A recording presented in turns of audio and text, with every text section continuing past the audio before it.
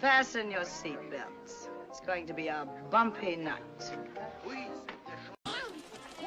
But tell me, Eddie, is that a rabbit in your pocket, or you just happy to see me?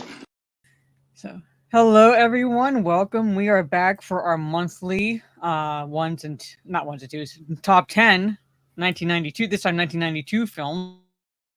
For about a week, it's cold, so kind of the weather change kind of disrupted my sleep in a sense. So that's why I'm wearing long Meanwhile, in sleeves. Norway,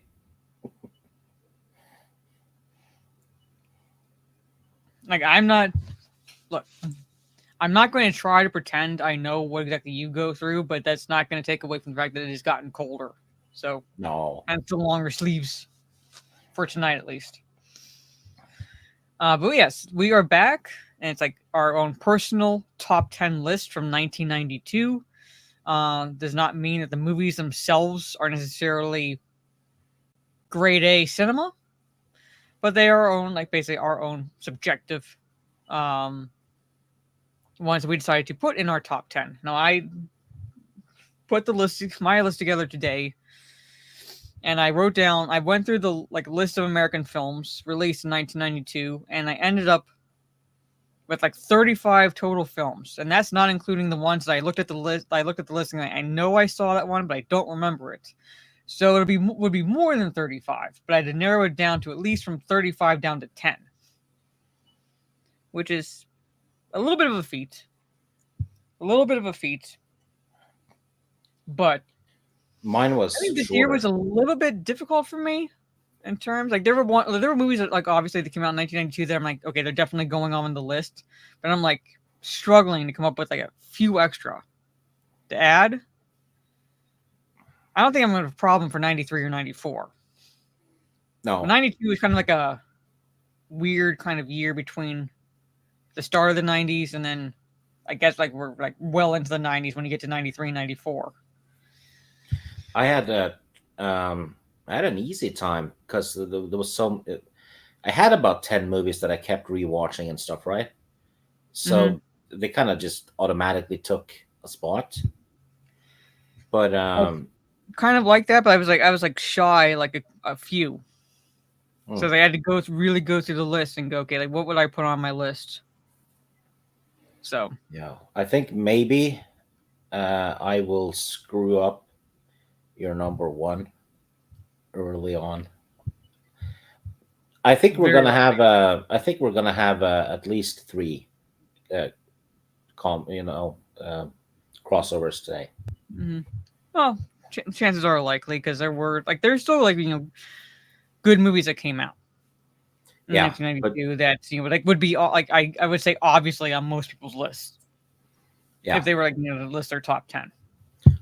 there was a lot of good movies, but not that many that are completely rewatchable. Yeah, that's kind of why I was struggling just a little bit. But like I said, there were movies that I looked at it and going, I know I saw that, but I didn't remember enough to add it to the overall list. So if I remembered them enough, chances are I probably would have had an easier time. Yeah, So and quite often I have to catch myself with because I'll put a great movie on the list, but I've only seen it once, and then I look at the oh shit, that way worse movie over there, I've seen it 20 times. yeah, So I have to put that one above the great one. kind of, yeah, pretty much. But it's like I said, chat. It's like I said, the movies themselves are not exactly classics necessarily. They're not necessarily well, I think most of mine probably would be, I guess, close to grade A cinema that are on my list. But there are a few that I'm like, you know what, I will admit, objectively are not good, but I enjoy watching them. Yeah. But anyway, from the top, I see Trey is ready for this lit discussion. Yeah.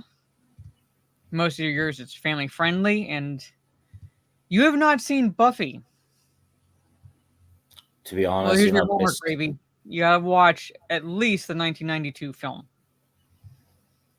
Kirsty Swanson, Donald Sutherland, Rutger Hauer, Matthew Perry. No, not Luke Perry, Luke Perry. uh, Paul Rubens, aka Pee Wee Herman, David Arquette. Like, you need to watch it. I actually hated it. I'm gonna say it's on my list, and I'm gonna say, like I said, it's not objective. Like, there's gonna be movies that aren't objectively good, but I love the hell out of them. So, yes, I have Kirsty Swanson and Marissa Tomei on the thumbnail. So, yep. Okay, they're not on my list, but I will mention them that I have seen them. I have seen Encino Man and I've seen Wayne's World. So, unfortunately, they did not make my list. Had to really narrow it down. And like my number 10 is like pure family friendly nostalgia because I remember watching it a lot when I was younger. Right, so I had to include it on the list. I have one actor that's featured in 2 of my movies. Mm-hmm. Hey, Optimus, I'm doing well. I'm pretty cold. So it's gotten chilly. But yeah, so we're doing this top 10 list tonight, and then no stream tomorrow, and then back to Outlast Friday, and I'll be wearing a top that I was gifted. So, which I think some people would like in the chat. So, hello, Mike. Good to see you. That's 87 there. That's a little too hot for me. I like 60s to 60s, like weather to like low 70s. I think it's. So was it a rabbit? Well, it's anyone's guess. Darth Bald Mouse. So I think it's 40 something here at the moment. But I use the Celsius. So I'm not really sure. Well, now that I'm finding that out, Michael, I am pleased. Because that, like, bringing Gandalf back, if they were to try to bring Elrond back, it's like, even though I know Gandalf was part of the hunt for Gollum, essentially, it's purely member berries. Like, that whole thing is purely member berries because people like Gandalf, they like Aragorn, to an extent they like Gollum. Yeah. But the movie itself is like, it's kind of like how Disney is stuck in a certain fucking time period that they can't get, they don't want to gravitate from because they know people are going to come back and watch it because they like that period in the Star Wars canon. That's what I'm feeling like, at least with like that Hunt for Gollum movie. It's like pure member berries. Like, you like this timeline, right? Yeah. These characters. That's a droid from the movies. It's in the background. Yes. Yay. Yeah, it feels like that. The fan film Hunt for Gollum is actually quite good. It's free on YouTube, I think. Like fan films, I'm fine with. It's like when the studios decide to step in, it's purely their mindset is like they want to make as much money as possible, and to do so, they use nostalgia as bait. Yeah. So it's one thing to have nostalgia because you love the property, so you want to pay homage to it. So there's that nostalgia there. Studios don't do that. War of the Rohirrim could have been a good movie, even animated. Could have been a really good movie, if they had just fucking stuck to the source material, and they didn't. The new Deadpool movie almost did it correct because it used it as satire almost. The member berries. Yeah. Mm-hmm. Yeah. So, Gnomsky just watched Sense of a Woman the other day. That came out in 92. Great movie. I've seen most of that. I know I've seen it. I had it on the list, but I didn't include it in my top 10 because I didn't quite remember it enough to remember if I enjoyed what I watched. But I remember it was Al Pacino, Chris O'Donnell, Gabrielle Anwar. I believe what I saw I enjoyed, but I didn't see it entirely. I saw most of it. Yeah, 93 was a big year. Like, once you get to 93, 94, that's going to be a difficult list to narrow down. I think we're both going to have the same number 1 at 93. Probably. Feeling rather confident about that. Oh, Trey enjoyed the show over the movie, not all Venom enjoyed the film more than the show. So it is what it is, basically. Kay Roberts, hello. Ms. Martin Muses, good to see you. Here's the Hunt for Gollum fan film. I'm pretty sure there's a lot of people have nostalgia for that, for Erica Eleniak. I think that's how she pronounces her last name, from early 90s. Underrated actress, actually. Mm-hmm. So I think yours has something to do with a park. Am I correct, Trey? But anyway, so as this works, I roll and she wins. well, you never know. Well, Teresa sent me a sabotaged, uh, you know, dice. They haven't rolled Blame well the for woman. me yet.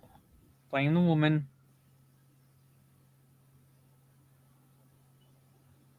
Okay. 1 to 10.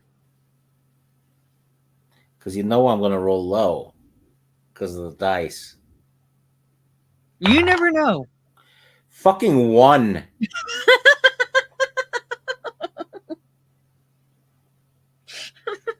So, yes, I do know. Anyway, okay.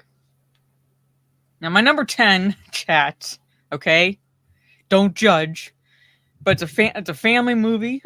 It's pure nostalgia, and I had to include it because over a Disney animated film, and I'll say the reason why I included it over the Disney animated film that also came out in 1992 is because I remember watching this one a bit more, and actually, it's this Beethoven,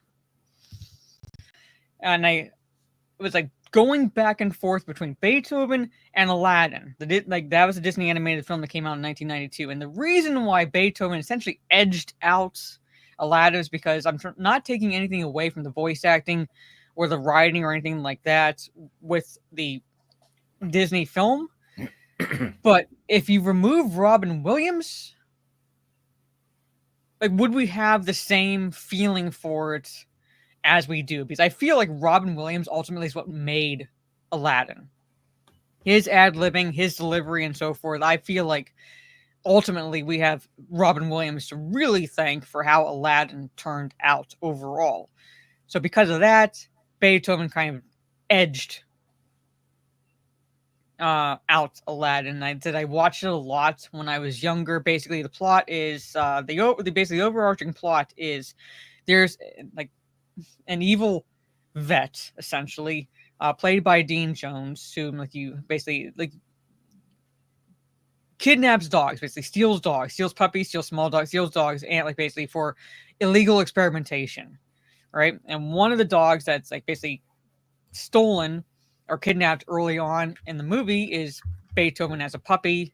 Beethoven escapes, he's not named, but the puppy escapes and finds his way into this home of this family, this couple played by Charles Grodin and Bonnie Hunt, who have 3 kids, 2 daughters and a son. And the father is basically, I don't know exactly what his job is, but he invents stuff. And he's trying to sell this those scented things that you hang in cars and things like that, basically those type of things. He's trying to sell this to the smarmy couple. One played by David Duchovny. All right.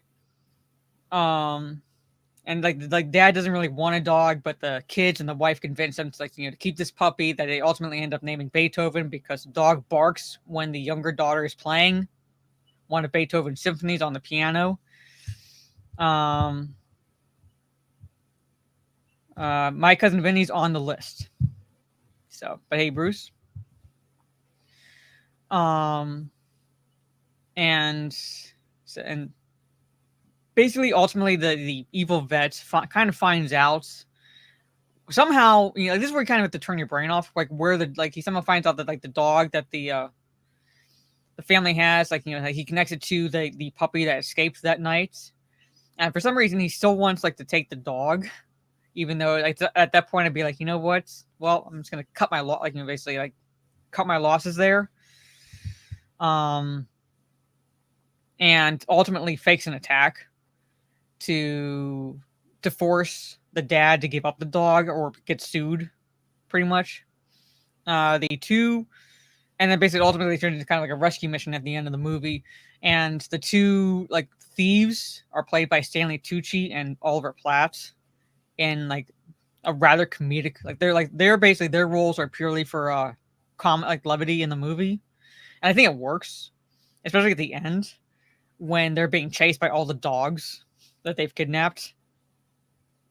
But like this is a very mainly for nostalgia that I included Beethoven, but I like it is a very nice family friendly movie, and it spawned at least I want to say 2 sequels, maybe 3.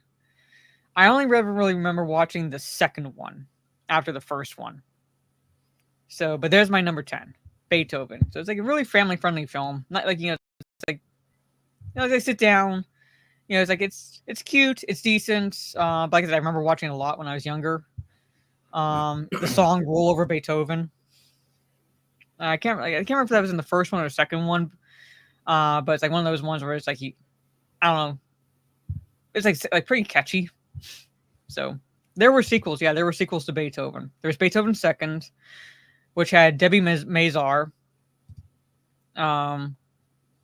And that's where Beethoven basically falls in love and has a litter of his own. And there's more to the plot, basically, but that's the kind of like the basically driving force behind the plot. So that's Beethoven Second. Fun thing in the chat, Bruce Lombardo. I was talking to him about D&D ages ago, and he actually had one of the books I wrote back in the day. He's like one of the 3 people who bought it. Small world. He's about to use it for his D&D. All right, but yeah, that's cool. You may have seen that then, yeah. So, but there it is. Yeah. So my number 10 is Beethoven. Okay. My number 10 is, I'm probably going to screw up one of yours, I think. Home Alone 2. Yeah, you did. Wasn't number 1, was it? No. Okay. It's on my list. It's lower on my list. Way lower. Yeah, I figured. I've seen the first one way more, so I put this at number 10. Even though it's arguably a better movie. A little bit better. It gets to the fun stuff earlier. Tim Curry is fantastic in it. Pesci and Bruce Dern? No, Daniel Stern, not Bruce Dern. Daniel Stern.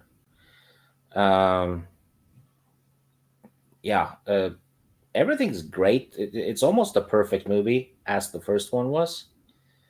But I like the first one better. And I have other movies on this list that I like better than this. But if you want to chime in about it, though, since you have it lower on the list, have at it.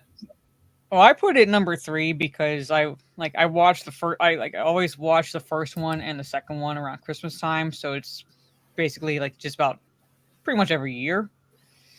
It is kind of a rinse and repeat in a sense of the first one, but I feel like this one, it's like I like how they feel it's, on one hand it's kind of like a rinse and repeat on this, but on the other hand it does feel like its own movie. So it does not entirely the same over plot as the first one.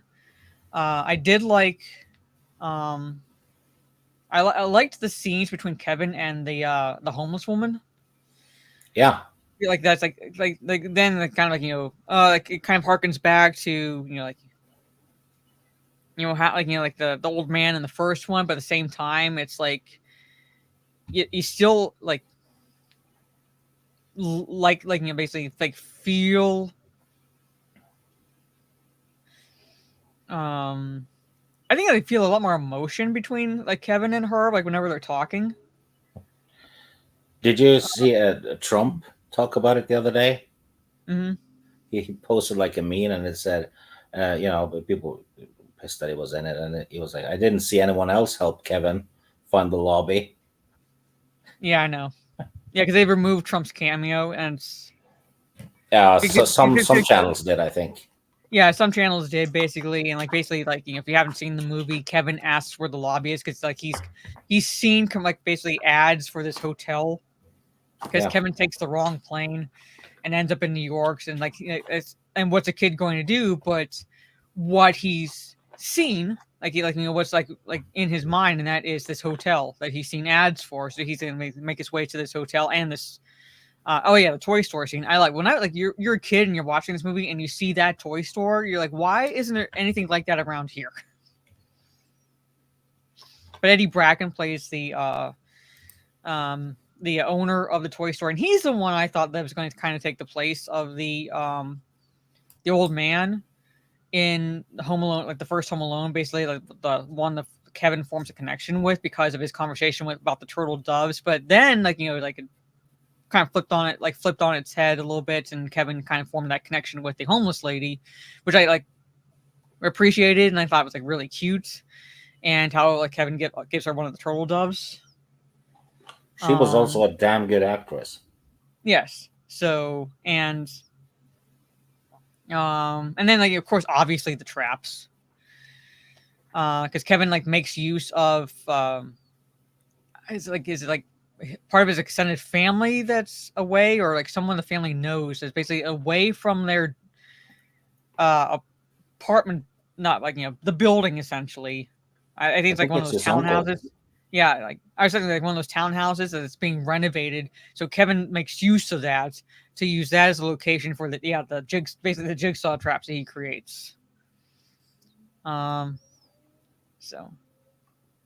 the scene where the dad freaks out in the end, yeah. And what was I gonna say? But yeah, Rob Schneider is also he's the not bellhop, but he's he's the one that delivers does the room service and things like that, delivers the bill at the end. That's Rob Schneider. The actress, I can't remember her name, but I believe she was in the Addams Family movies. She was kind of around, not big, but you saw her in quite a few 90s movies. Yeah, Tim Curry, so AKA Pennywise, AKA and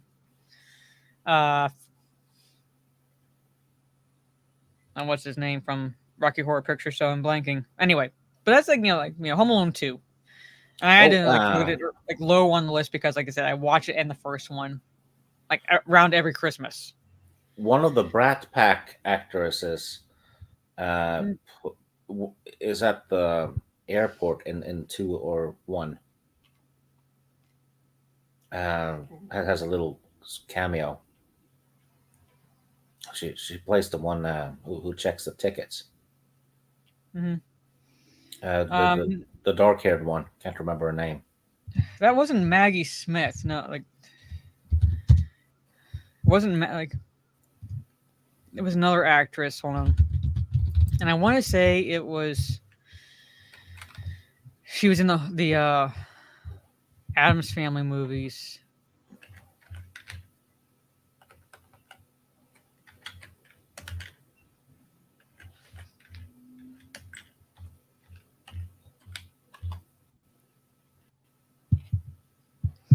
What they have the people I don't want to see first.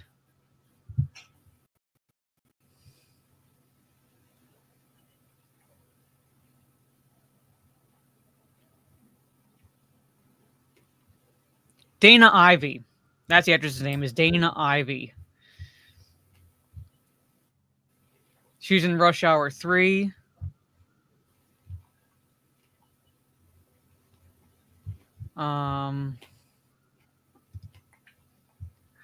Let me make sure that I'm remembering it correctly. I want to say she was in the Addams Family movies as well.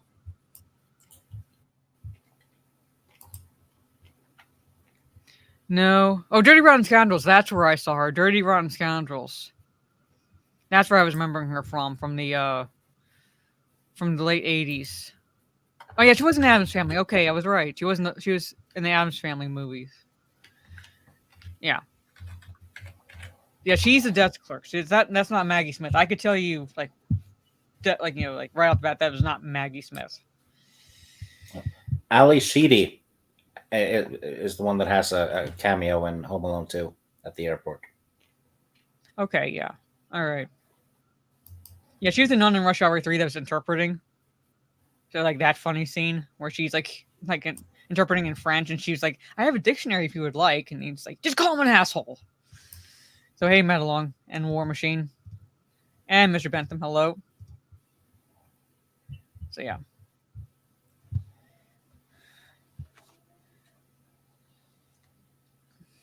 So, but anyway, yeah. So like I was like, so it's like I could see the actress, but I could not remember her name. But yeah, she's the one who played the desk clerk in Home Alone 2. But yeah, like that's pretty much all I can really say about Home Alone 2. It's a little bit of a rinse and repeat of the first one, but it doesn't feel like you're watching the same movie as the first one. So I didn't bother watching the remake, and I didn't really bother with the third and fourth ones. The made-for-TV ones, I'm like, no.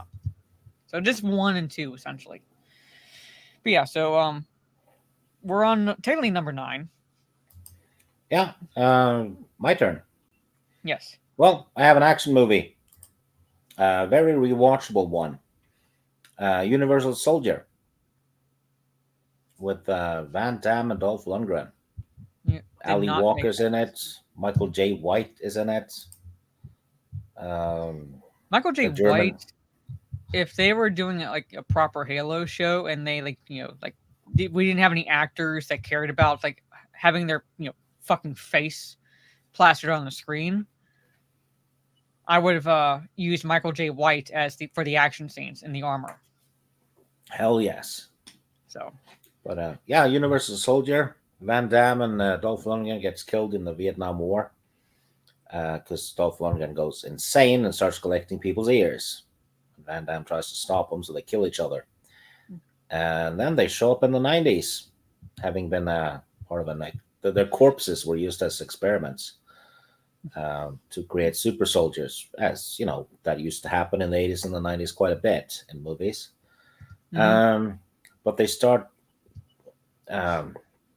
regaining their memories, getting little flashbacks, and really bad in the case of Dolph Lundgren, who starts taking over the show and killing the people in charge and wanted to kill Van Damme, who is escaping with Ali Walker's character, who is a reporter. Good fights, good action, some dark humor in there. There's a bar fight with Van Damme. Straightforward action, though, done really well. I actually first watched it on Laserdisc, because Laserdisc was happening in the early. No, I remember 90s. Laserdisc. I Yeah, think we it still was- have some movies like still around on Laserdisc, and one of them is again not objectively good, but I love watching. It's The Daytime Ended.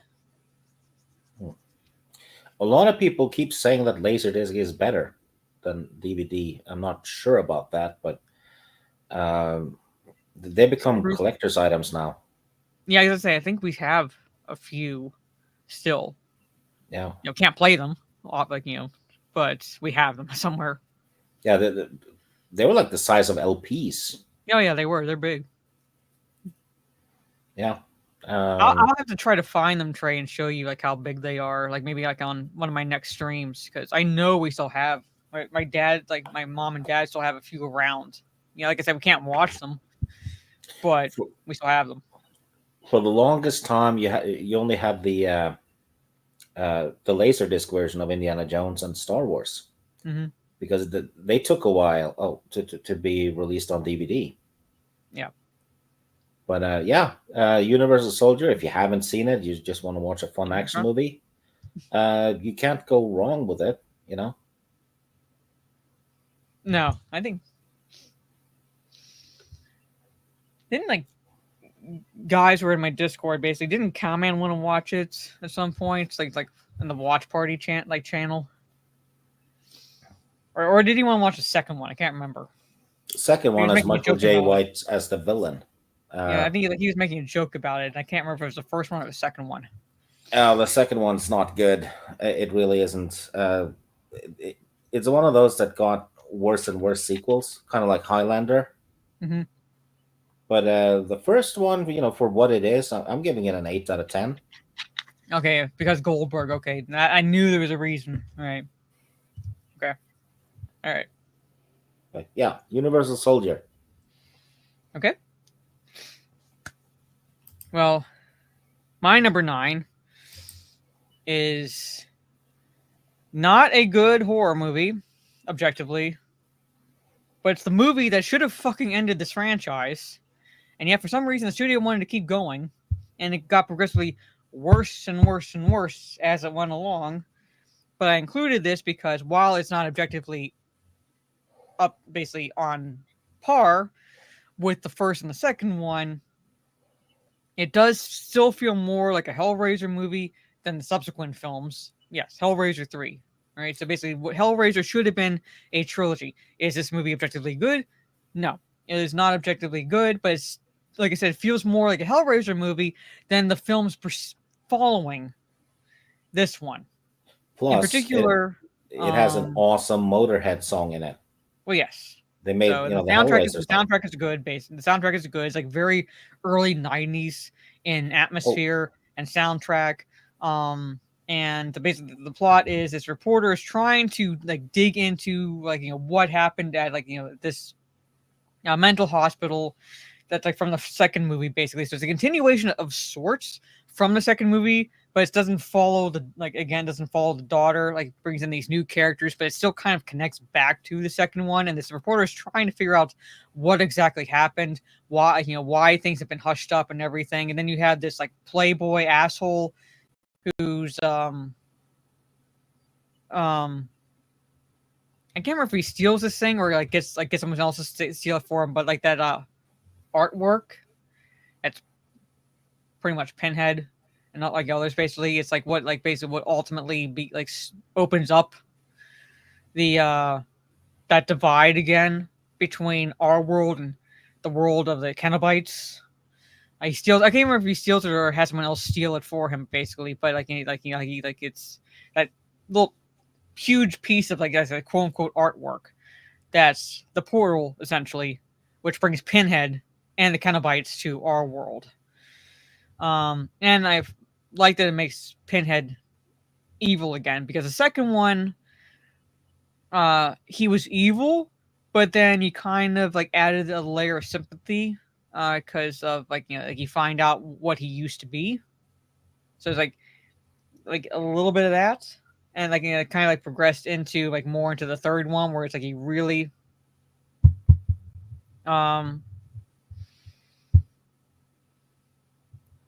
it's again it progresses into the third one.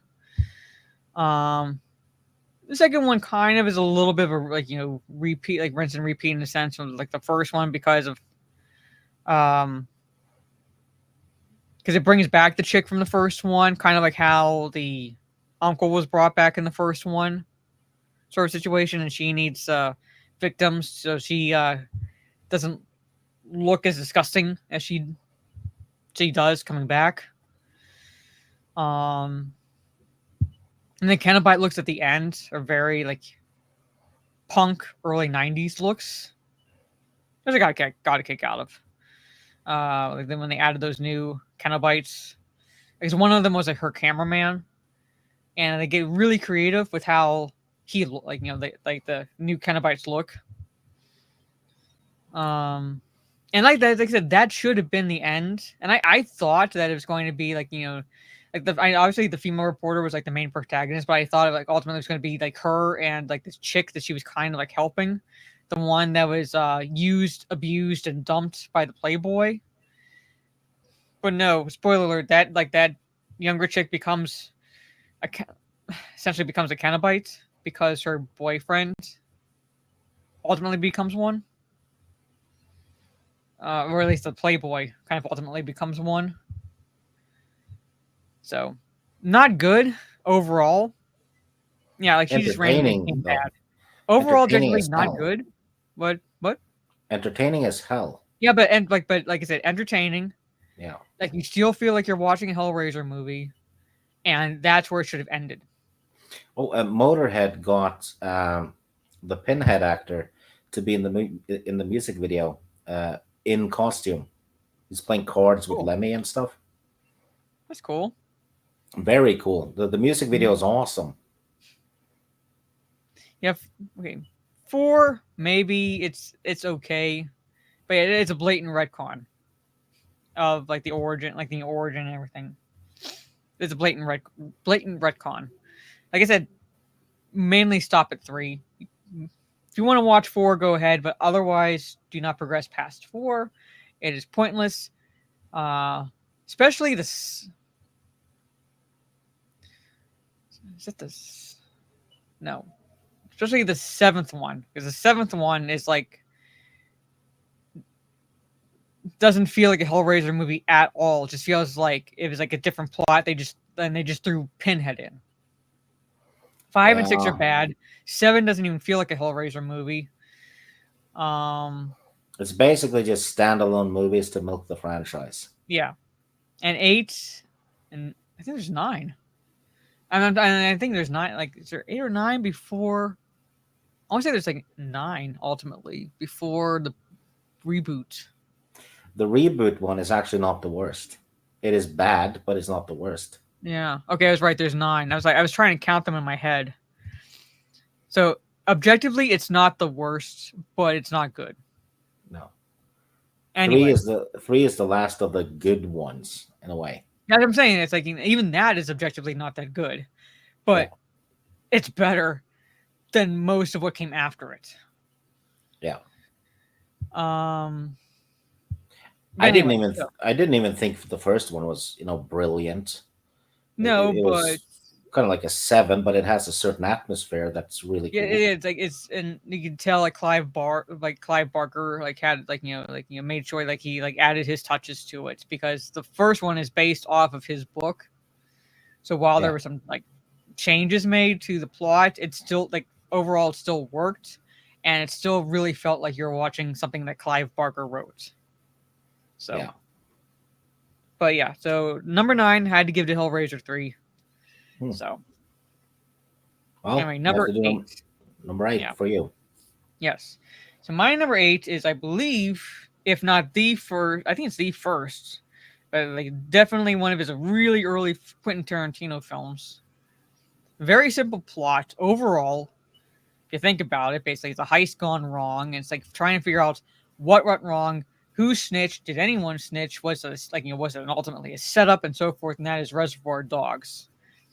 Basically a pretty contained film, all right, and you really don't know most of any of the characters' names, basically, because while you do know the 2 names of the men who hire these guys to do the heist, for the most part, it's like the ones doing the heist are like basically Mr. Orange, Mr. Brown, Mr. Pink, Mr. White, Mr. Blue, and so forth. Like that's how you know them.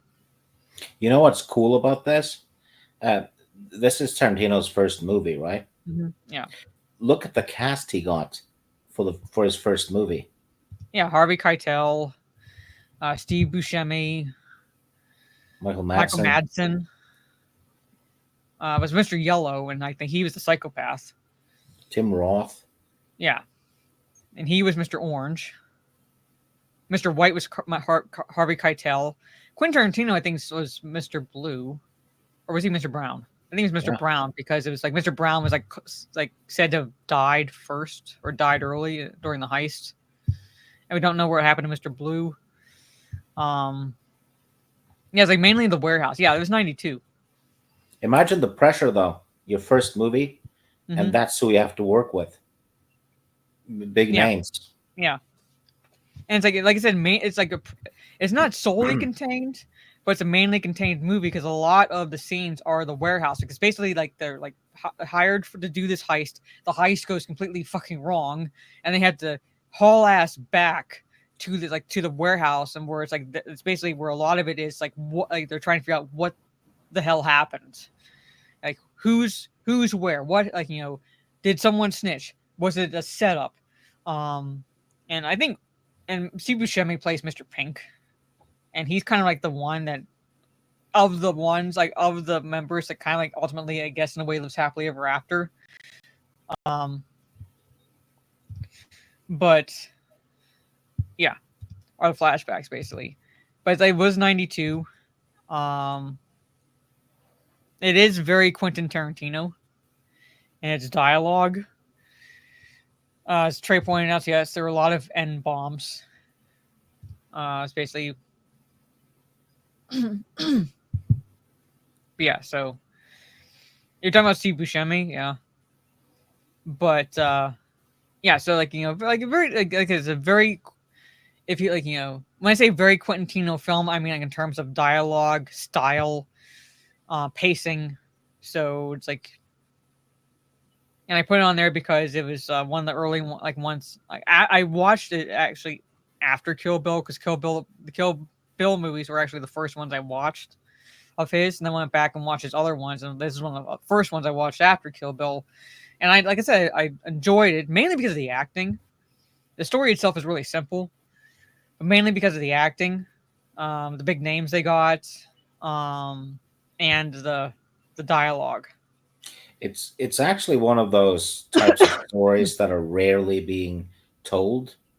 With what happens after the heist.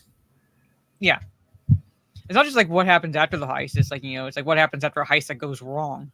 Yeah. So fresh premise. Yeah.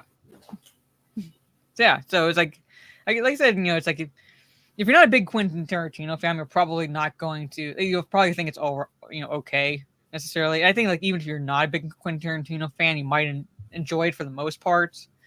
But like I said, I mainly like the characters and the back and forth, which is like for me like what I like carries this movie. It's probably my least favorite Tarantino movie, but I'll still rate it high. Yeah, because I don't think Tarantino's done a bad movie at all. Mm. It's just that I like the other ones more. So this is like a 7.5 or an 8, I guess. Yeah, I did give it around there. I give it around there. Like objectively, like I said, simple. It's just not like it's like I said, necessarily grade A cinema.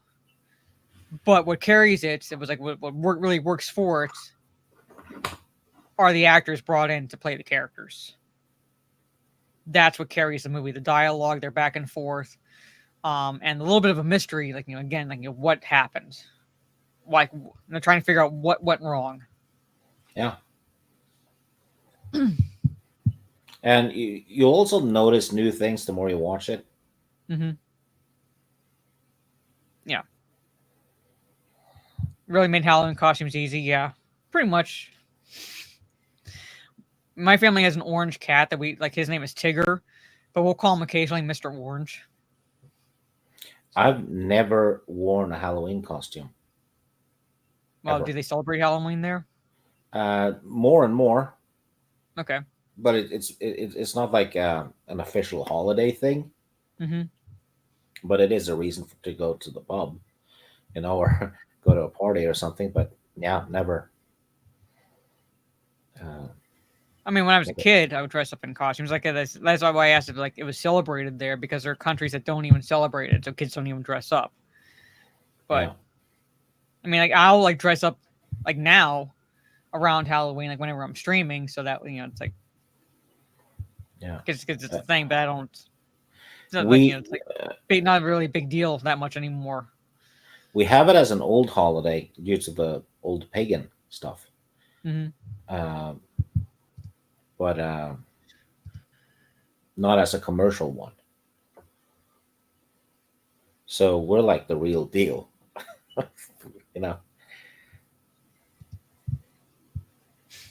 So, but yeah, that's my number 8, Reservoir Dogs. Well, my number 8. Mm-hmm. I think it's my turn. I'm supposed to do 8 and 7 now, right? Yeah. Mm-hmm. 8. I have Basic Instinct. It's always going to be known. Nearly made my list, but there was others that beat it. So, yeah, it's always going to be known or remembered for that scene when you see Sharon Stone's twat for like a millisecond. But it's also a damn good thriller. Mm-hmm. Because we know who the killer is after the movie, and everyone knows now because it's a famous movie. But as you watch it, you're not completely sure who it is because you have a couple of other suspects too. But Sharon Stone is actually great in it, even though she's not the best actress that ever lived. Um, all kinds of other famous names. Michael Douglas delivers a terrific line. You have Newman from Seinfeld's in it. Yes. It's basically a. I'm not sure if she's even a serial killer because she's only suspected of having killed her parents. So she's not a serial killer. She seems to kill people for her book in a way because she's an author. But high level schemer. Holy shit. She's pulling strings in this. Of course, a lot of nudity. But yeah, an awesome thriller. As a whodunit kind of killer thriller, it's close to being a 10 out of 10, really, if you rate it by that. But yeah, not too much to say. Don't watch it with your kids. Well, no, and don't watch it with your parents either. So it's not family friendly. No, it isn't. But it's a damn good movie. So, but yeah, like I said, Oh, I had to put movies recently ahead of it. So yeah, it barely made my list too, actually. But I watched it recently, and it was the unrated version. I didn't even know there was one because the one I saw back in the day didn't really hide anything. But the only thing I noticed that was new in the unrated version is the first stabby scene. It's fucking vicious in the unrated one. The ice pick goes through the guy's eye. Okay. Yeah. So basically, it's more graphic. Yeah. Holy crap! The opening, I was like, shit, and it looked real. I was like, ow, my eye, right? Yes. Yeah. Back when special effects actually and practical were practical effects, and they still look better than CGI. Yeah. This looked real. It looked like the guy got the ice pick right through the eye. So, but from what I remember, she just stabbed him in the chest like 500 times. But no, in this one, she was like, right through the damn eye. Ouch. Several times. But Basic Instinct at number 8. Okay, you start number 7. Yeah, this is where I'm going to piss people off a little bit and probably wreck. I think I'm going to wreck your number 1. Batman Returns. Yep. Yeah, I had to put it there though. But Keaton's fantastic. Michelle Pfeiffer steals the show completely. She nailed it as Catwoman, and she so recently she said she'd put on the catsuit right immediately if someone asked her. Have you seen the behind the? I've seen reels of this on Instagram, but behind the scenes of her doing the when she's in that department store and she's whipping stuff off the mannequins. Yeah. She did that in one take. All of them. Yeah, it was like five or six of them. Yeah, so you did it all in one take, and there was a behind the scenes where it's you can basically watch it. Yeah, and one take. Yeah, well, she completely stole the show, and she's perfect as Catwoman. And when I rewatched it recently, when she leans close to someone, when she's kind of staring at them like a cat, something happens with her eyes, and so she actually looks fucking intimidating. And she does something with her eyes when she does it. So if you're watching it against him, just pay attention to that, especially when she leans close to that lady she's messing with in the alley. Yeah, it looks like a cat looking at a bird, just about to eat it. I thought the weak part was the Penguin. He's not I, I supposed. I I like the look overall, but it does come across as Danny DeVito playing Danny DeVito dressed as the Penguin. Yeah, and it didn't really look like the classic Penguin that much. No, because it's Danny DeVito, so he's like short and dumpy. So it kind of like the shape works. Yeah, the essentially. shape, The shape size works. is too short. Yeah, and he's. It's like they put a cartoon character into a live action movie almost. Yeah. So he kind of I really like Danny DeVito and everything else, but in that one, he feels really out of place. And the last few times that I've watched this movie, I've noticed it more and more. Mhm.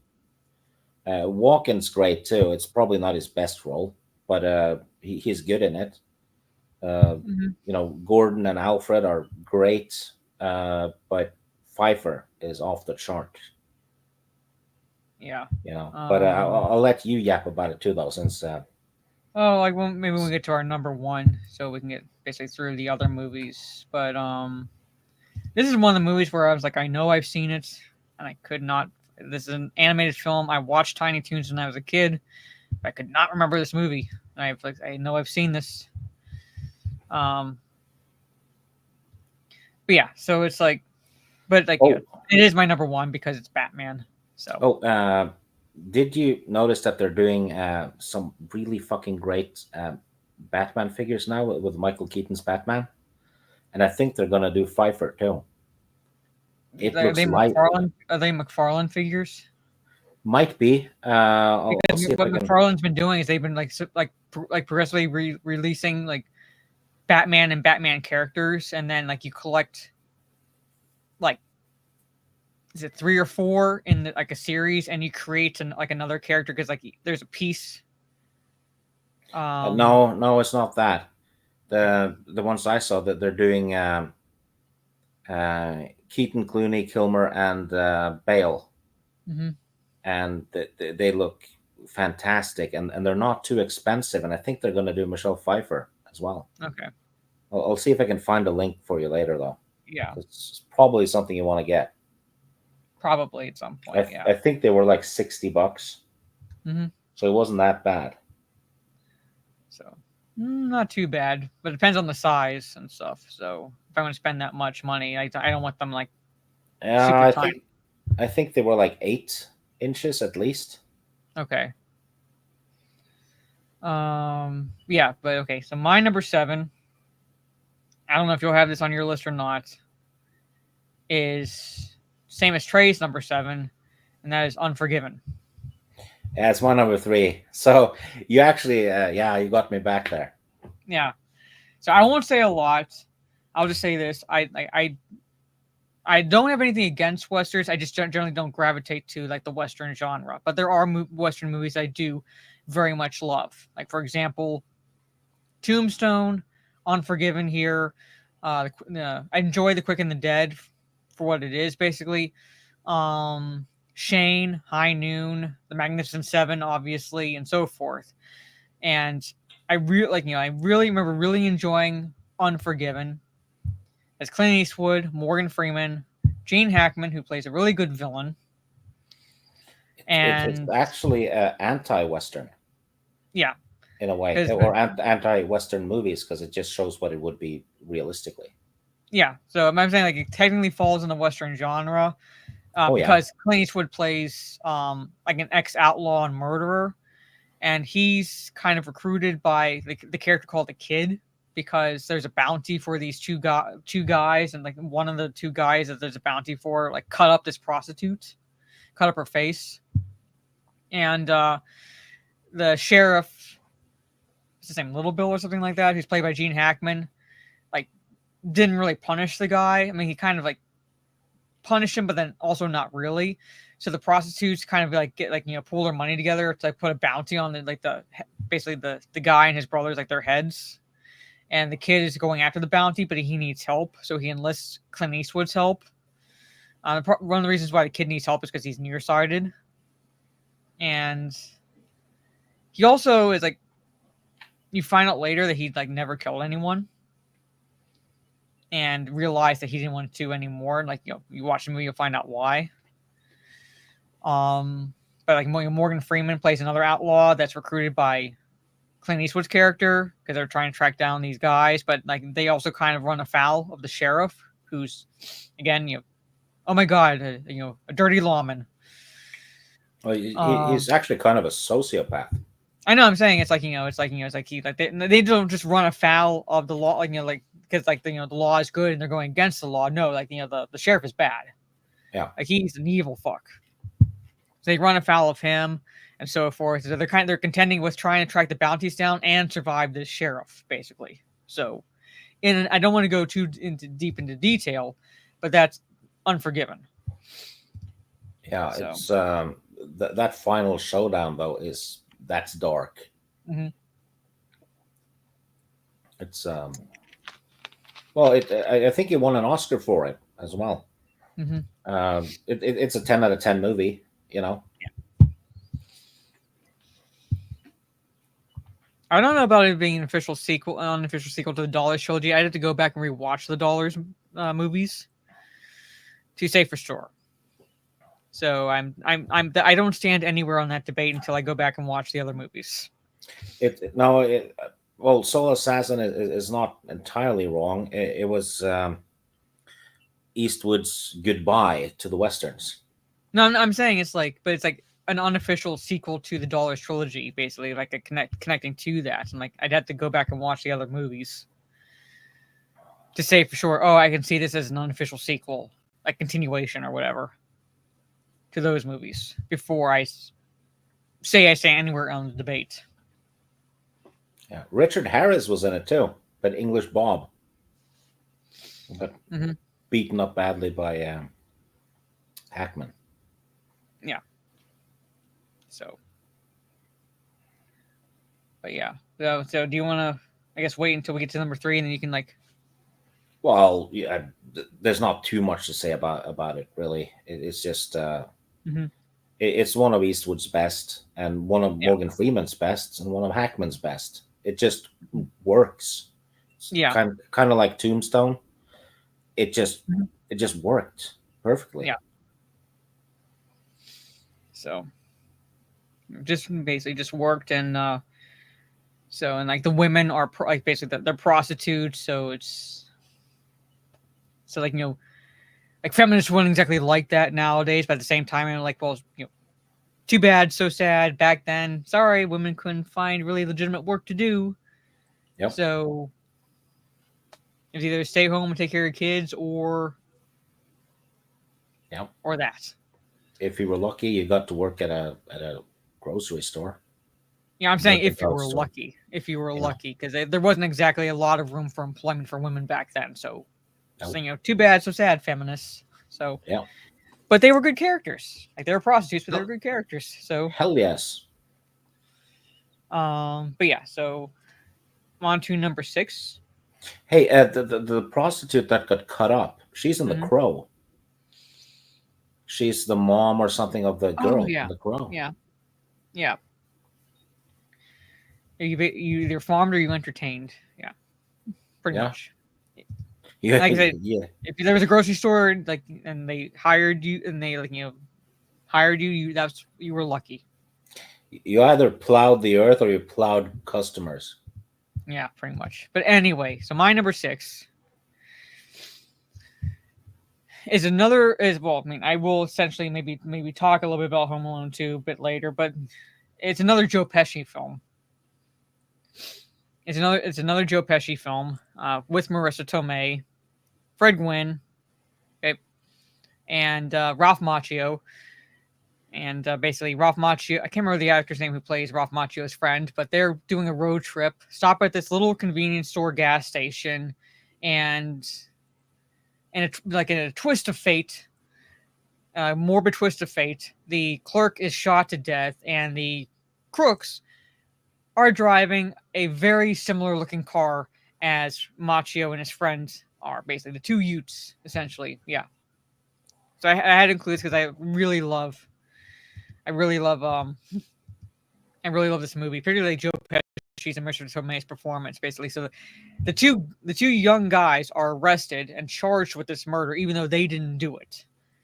All right, and it's like in this small southern town. Initially, they're worried about how they're going to afford an attorney because like they're being charged with murder, and lo and behold, Ralph Macchio's character's cousin just graduated law school. His cousin Vinny just graduated law school, and basically Vinny's going to drive down south to help the two guys out. And well, it's a very much in a way, a fish out of water movie because Joe Pesci and Marissa Tomei's characters are very fucking New York. Very New York, very New York accents, very like New York mentality. And they're like in a small southern town. Like I say small, I mean like people know each other. Like literally, everyone knows each other. Sorry, I dropped my notebook. You know how Gene Hackman and De Niro and Al Pacino and them get, praised for being, some of the best actors of their generation. Mm-hmm. Joe Pesci should have gotten the same amount of praise from day one because he might even be better than all of them. Mm-hmm. Oh yeah, because like I'm not trying to take away anything from him. Like in his delivery, it's like like you do hear a lot of like Joe Pesci, but he can go from playing in a comedic role like in Home Alone, all right, basically where he's a bad guy, but it's a comedic movie. He can pure comedy role in My Cousin Vinny where he is a good guy, all right, like he does have that New York basically flair to his character, but he's a good guy and he's funny.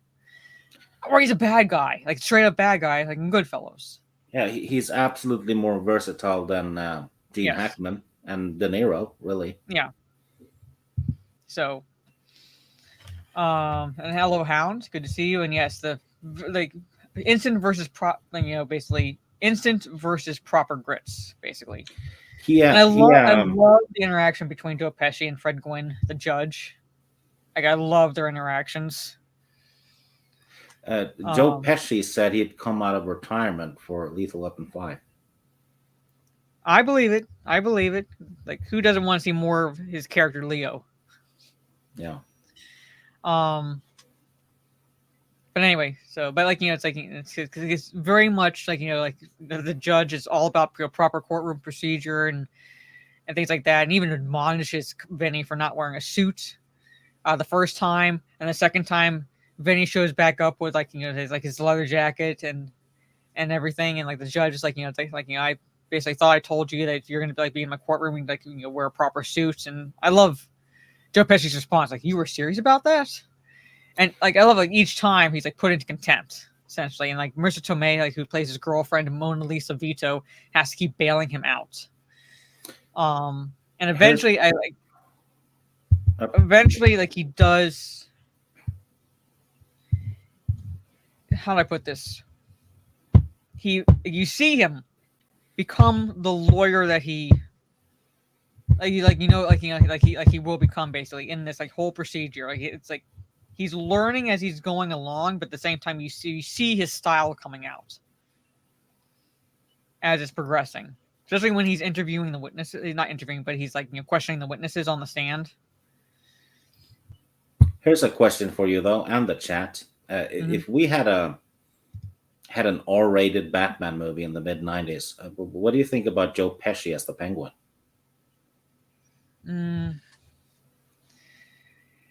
No.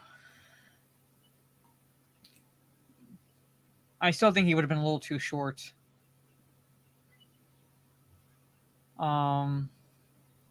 See, Colin Farrell's like really good as the Penguin. That's the Penguin. How he acts, that's the Penguin.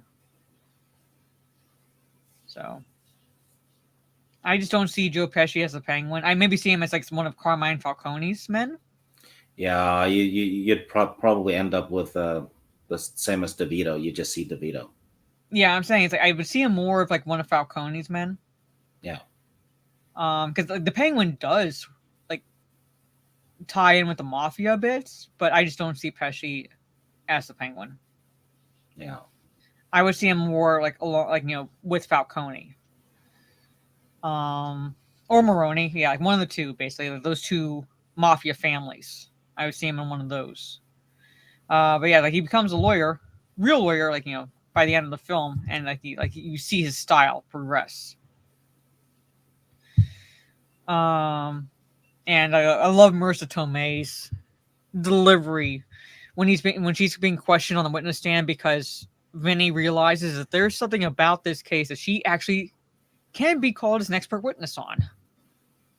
And I love that whole scene when she basically puts the prosecutor in his place, and she basically shocks the judge, and she's just going through her knowledge and how it actually helps the defense's case.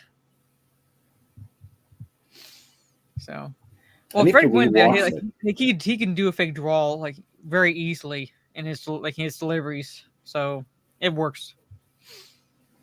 I need to rewatch it. I haven't seen it since I think the late '90s. I saw it on TV. Only seen it once. Yeah. So, but basically, it's in a sense a fish out of water story, because of it takes place in a small southern, really small southern town, and Pesci and his he and his Marissa Tomei's character are very, like I said, New York. So it's eye opening for both ends, basically. And so forth. So I liked it. I very much enjoyed it. But yeah, My Cousin Vinny, number 6. Is it my turn? Yes. Well, I have one that I really shouldn't have on the list because I kind of hate it as well, but I keep rewatching it. Alien 3. Yeah, I did not put that on my list because even though I like the director's cuts, I generally stop at Aliens.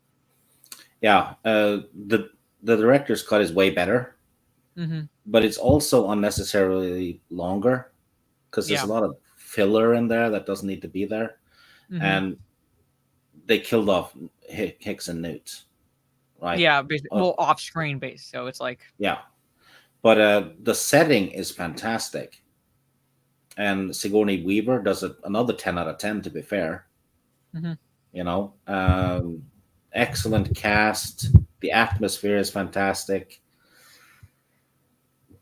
but I keep rewatching it, and weirdly enough, I watched Alien 3 before 2 back in the day. I watched 1, 3, and then 2 because the second one wasn't available anywhere. Okay, but and I'm currently reading the book based on the original script because they did a novel recently where Hicks and Newt are one of the main are the two of the main characters. Okay. Someone picks up the Sulaco and takes him to a space station. The eggs, though, were inside Bishop,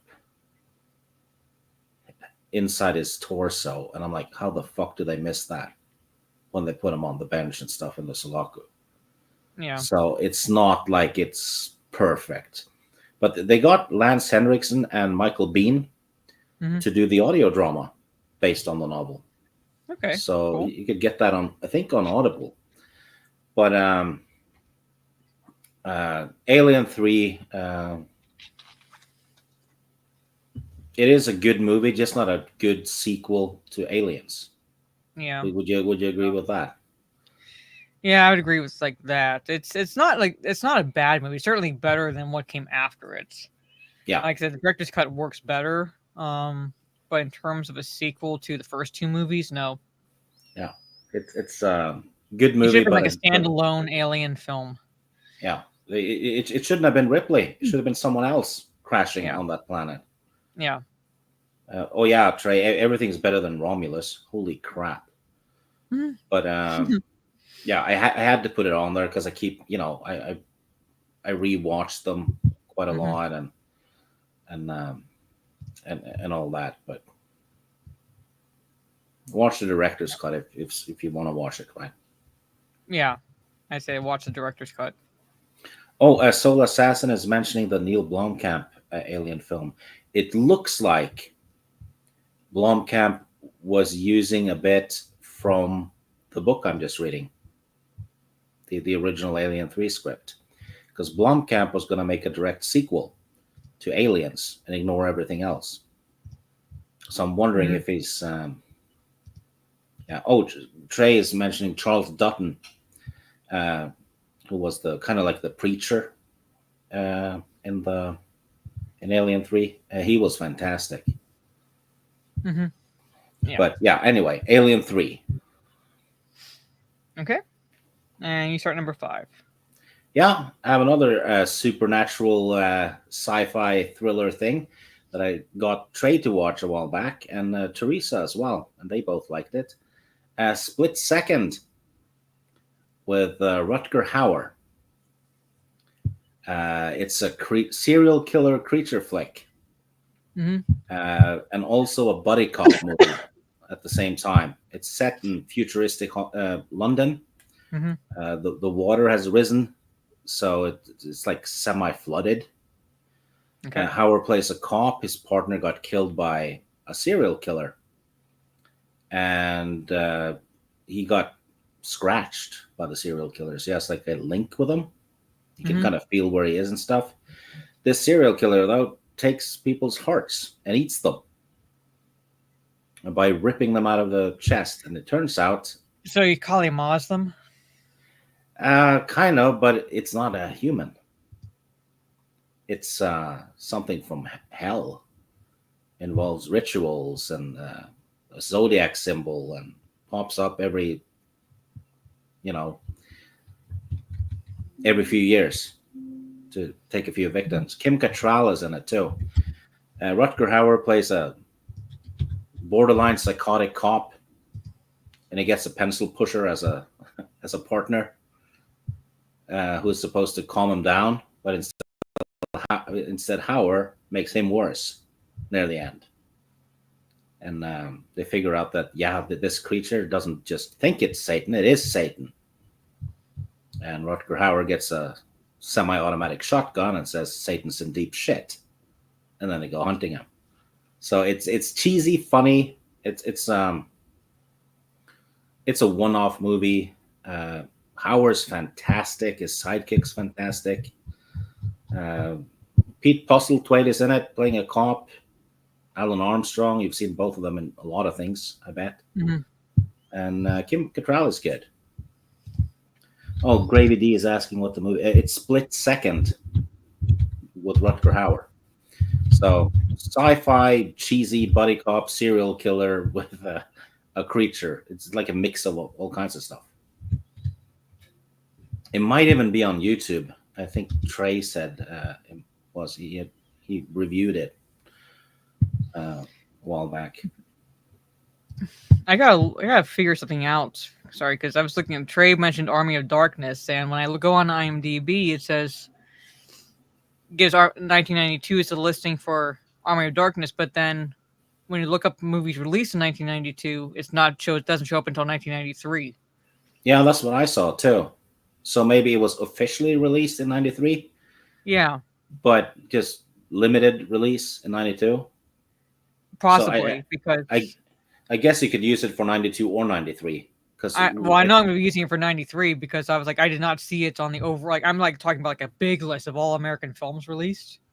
Yeah, the wiki? Yeah. Yeah, that's what I used. It didn't have it, but when you look it up on 1993, it comes up. Yeah. Well, you could have it on 93. Just make a note of it.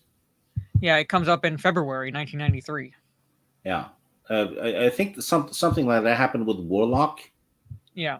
As well. I'm not saying you can't have it on your list, Trey. I'm just saying that I was like looking up because like depending on where you look, it says film festival showing in 92. So it'll say either 1992 date release or it'll give like a 1993. Yeah, I'd say 93 though, because it wasn't released if it was shown on a festival. Yeah. Right? Because that's a preview.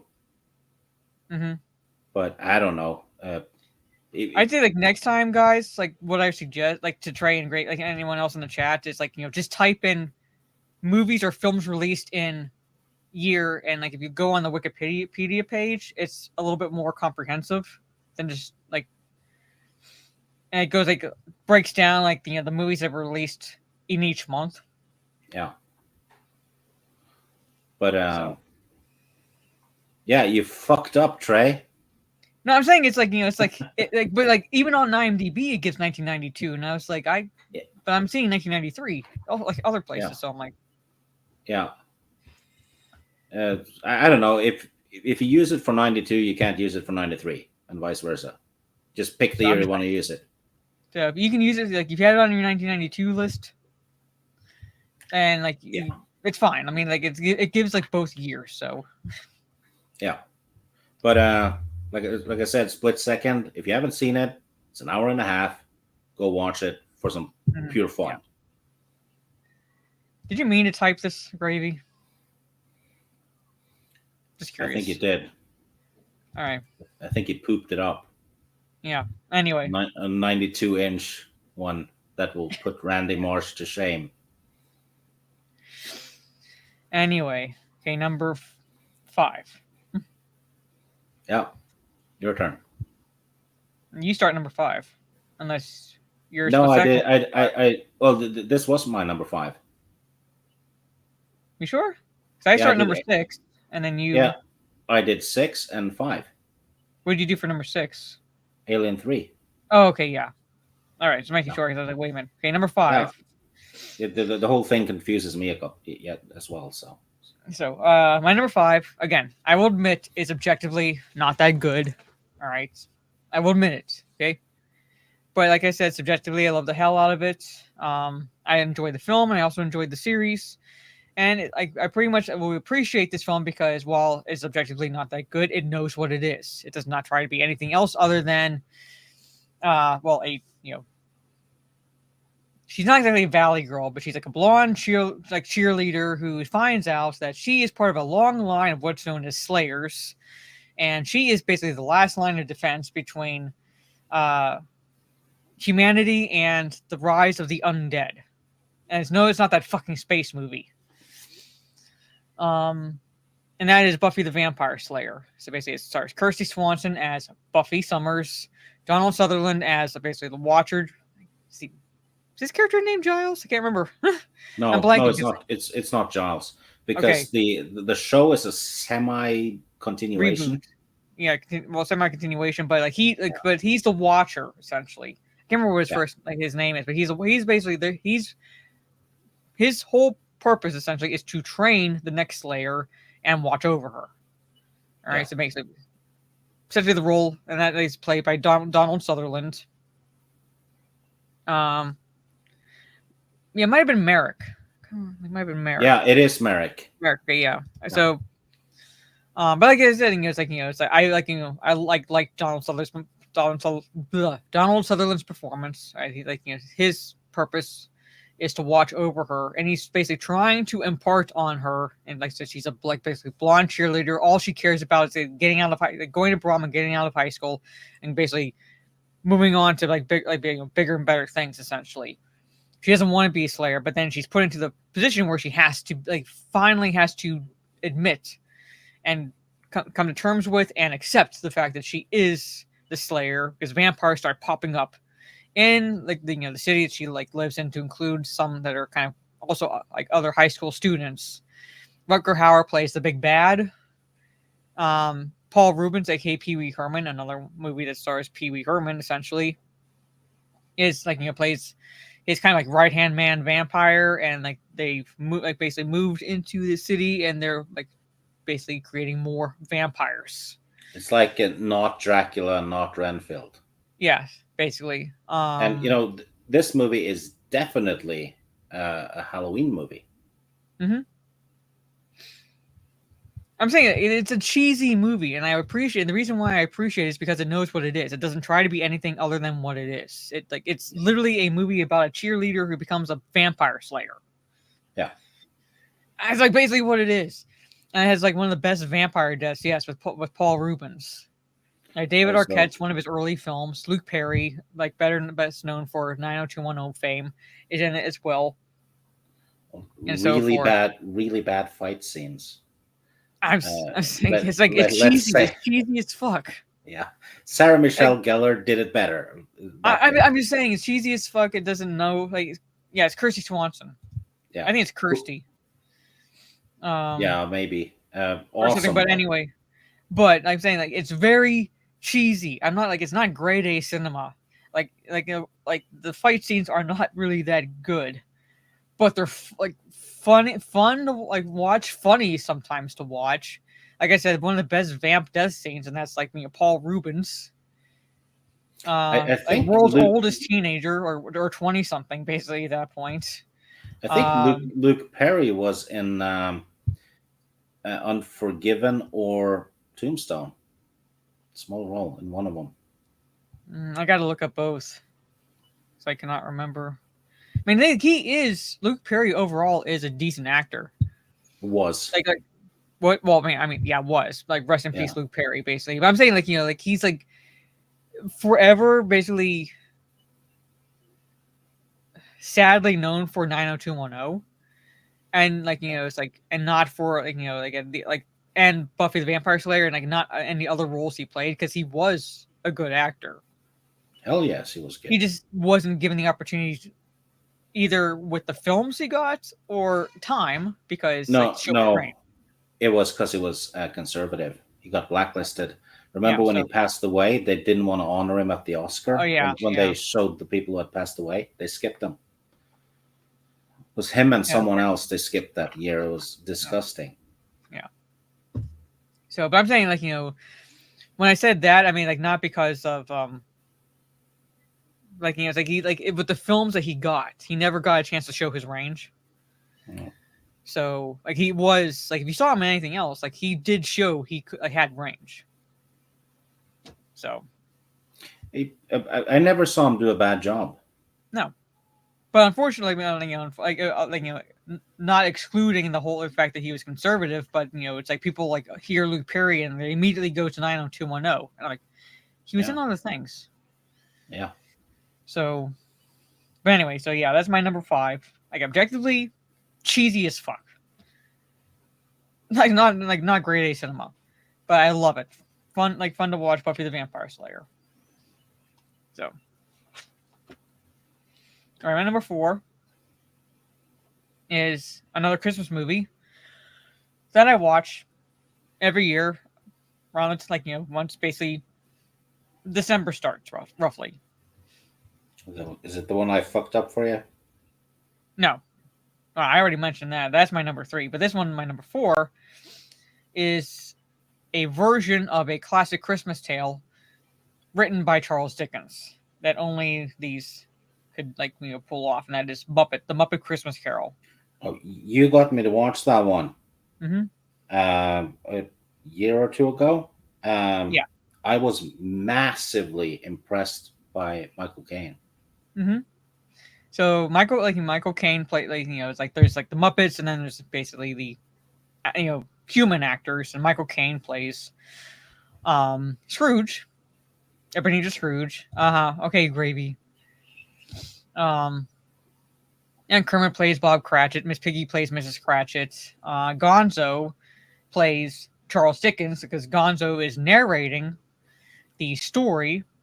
It does take liberties, but at the same time, it's like, I'm not saying that as a negative or anything like that, but it's like, it's a Muppet movie, so it's not exactly going to necessarily stick true entirely to the actual Christmas Carol story. They have to shorten some stuff too. Yeah, it's like shorten stuff, add comedy and things like that. I'm saying I just say that so it's like if you're expecting like an actual adaptation of the story, you're not going to get it. But it's a really fun, cute family movie, telling of the Christmas Carol story. Michael Caine, like I said, plays Ebenezer Scrooge. Fozzie Bear plays Fozziwig. Fezziwig in the book. For what it is, it's actually close to a 10 out of 10. Yeah. So and then basically as the Christmas Carol goes, Ebenezer Scrooge is visited by in the story, Jacob Marley. In the Muppet movie, it's basically Marley and Marley, the Waldorf and Statler, telling basically returning and telling him you have to change your ways. Otherwise, you're gonna end up like us. And so Scrooge is gonna be visited by three spirits. One of Christmas past, one of Christmas present, and one of Christmas yet to come. And it's basically Scrooge is taken through this journey, and to ultimately basically, and if you don't know the story, spoiler alert, to get him to have a change of heart, because at the beginning of the story, he's very miserly, very greedy. He hates Christmas. Because he's not the kindest man at all. He's my spirit animal. He's not the kindest man at all. Like at one point, outright refuses to give to charity. His mindset is his taxes go to pay for these poor houses, and that's fine for him. Even though if you look up what poor houses were like back then, they were the worst. If you were to ever experience those, they were the fucking worst. But that's Scrooge's mentality. I pay my taxes, they go to these, so that's good enough for the poor, basically, if they can't afford anything.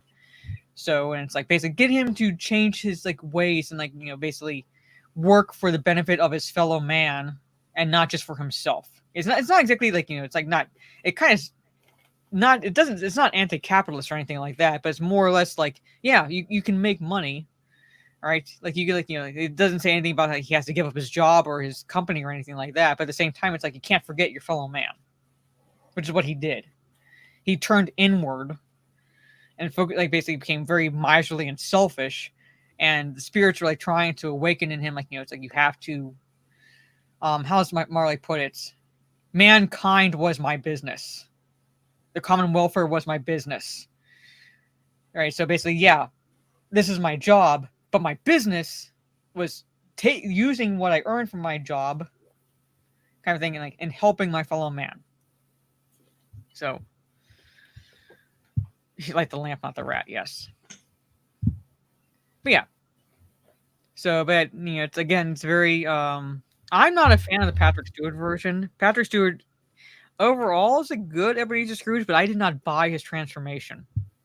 I like the Jim Carrey one. Version of Scrooge is actually George C. Scott. That's another one you had me watch. That was a 10 out of 10. Mm-hmm. That's my favorite version, George C. Scott.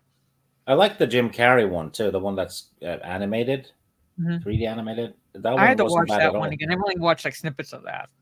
Yeah, I thought it was good. Yeah.